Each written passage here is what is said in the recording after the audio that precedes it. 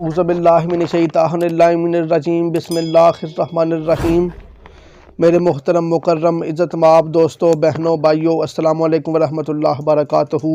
امید ہے کہ آپ ٹھیک ٹھاک ہوں گے، رستے مسکراتے ہوئے زندگی کی دوڑ میں آگے بڑھے ہوں گے اور مجھے بھی ساتھ دعاؤں میں یاد رکھا ہوگا۔ دوستو، آج کا جو ہمارا ٹاپک ہے کہ اگر آپ لوگوں کی بیوی ناراض ہو کے میکے بیٹھ جائے اور اس کے ماں باپ، بہن بھائی، رشتہ دار، نانا، چاچا، ماموں، دادا، کوئی بھی اس کو واپس نہ آنا دے رہا ہو، وہ انا کا مسئلہ بنا کے بیٹھ جائیں، تو اس کو واپس کیسے لایا جائے؟ کیونکہ آپ نے بے شمار جرگے بھیجے ہیں مگر ان لوگوں نے انا کا مسئلہ بنا لیا ہے۔ تو اگر آپ کی بیوی کی زندگی اور آپ کی زندگی اگر آپ بچانا چاہتے ہیں، مگر وہ معاملات اگر آپ بنانا چاہتے ہیں، راضی نامہ کرنا چاہتے ہیں، تو آپ لیگلی کیا پروسیجر اڈاپٹ کریں کہ آپ کی بیوی آپ کے پاس آ جائے؟ تو اسی کے اوپر ہم آج بات کریں گے۔ دوستوں، اس کے لیے ہمیں ایک دعویٰ عدالت کے اندر، فیملی کورٹ کے اندر دائر کرنا پڑے گا بذریعہ وکیل۔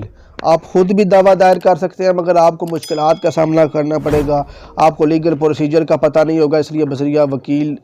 دائر کریں گے۔ اور اس کے لیے آپ کو چاہیے کیا؟ سمپل، آپ کو اگر آپ کے بچے ہیں تو ان کے بے فارم، اگر وہ بھی نہیں ہے تو آپ کے پاس اپنا آئی ڈی کارڈ ہونا چاہیے اور نکاح نامہ لازمی ہونا چاہیے۔ اور اس سے زیادہ قیمتی چیز جو ہے وہ یہ ہے کہ آپ کے پاس وکیل کی فیس بھی لازمی ہونی چاہیے۔ اور آپ کے جو علاقے کی جہاں پہ عدالت کی جورسڈکشن بنتی ہے، نزدیک ترین جو عدالتیں ہیں وہاں پہ آپ جائیں گے اور بذریعہ وکیل وہاں پہ ایک سوٹ فائل کریں گے، دعویٰ دائر کریں گے، حقوق ظن اشوئی، بازو دعویٰ یا کنجوگل رائٹس کہتے ہیں اس کو انگلش میں، وہ دعویٰ دائر کریں گے۔ وہ عدالت پھر آپ کی بیوی کو نوٹس جاری کرے گی کہ بیوی آپ آؤ۔ آپ کا خاوند تو کہتا ہے کہ میں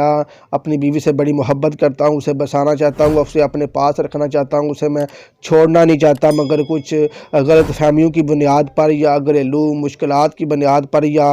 گھر والوں نے انا کا مسئلہ بنا لیا، اس بنیاد پر آپ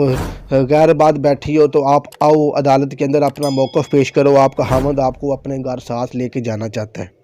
تو بیوی کو نوٹس جاری ہوتا ہے۔ نوٹس جاری ہونے کے بعد بیوی بھی بذریعہ وکیل عدالت کے اندر آئے گی، یا خود بھی آ سکتی ہے اور بذریعہ وکیل بھی آ سکتی ہے، اپنا بیان کرنا بند کروا سکتی ہے کہ مجھے بھی اپنے خاوند سے محبت ہے یا میں گھر بسانا چاہتی ہوں، یا جو بھی معاملات ہیں، جو بھی اس کا موقف ہوتا ہے وہ عدالت کے اندر پیش کرتی ہے۔ تو عدالت وہاں پہ ان کو ٹائم دیتی ہے کہ جو اس کے ساتھ مطلب اس کا بھائی آیا، ماں باپ آئے ہیں، بہنیں آئی ہیں، کوئی بھی آیا، اس کو عدالت باہر نکال دیتی ہے کہ جی ان دونوں کو ٹائم دیا جائے، علیحدہ بیٹھ کے یہ اپنے معاملات طے کریں، کیونکہ ان کی اپنی ازدواجی زندگی ہے، یہ اپنی زندگی کو خود سیٹل کرنے کی کوشش کریں۔ اگر ان کے معاملات طے ہو جاتے ہیں تو آج یہ اپنے خاوند کے ساتھ چلی جائے گی۔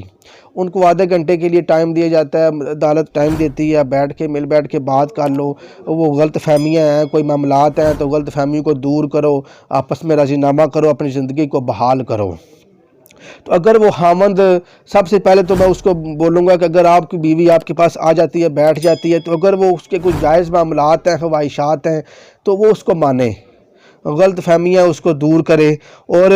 عورت کا بھی کچھ رائٹس ہوتے ہیں، اس کو ٹائم دینا چاہیے، اس کے لیگل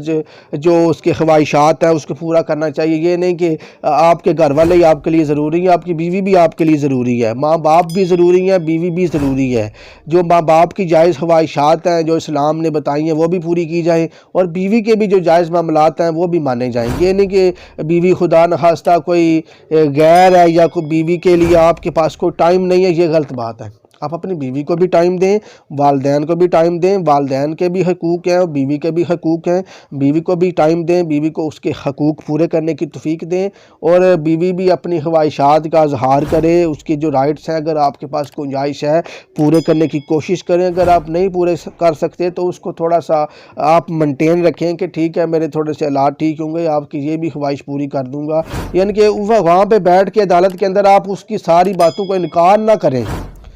آپ اس کی باتوں کو اس وقت مان لیں، اور اگر وہ سمجھ نہیں رہی یا وہ جذباتی ہے اس وقت تو آپ پھر اس کو اپنے گھر لے جا کر سمجھائیں آرام سے کہ دیکھو ہم نے زندگی گزارنی ہے، شادی کے بعد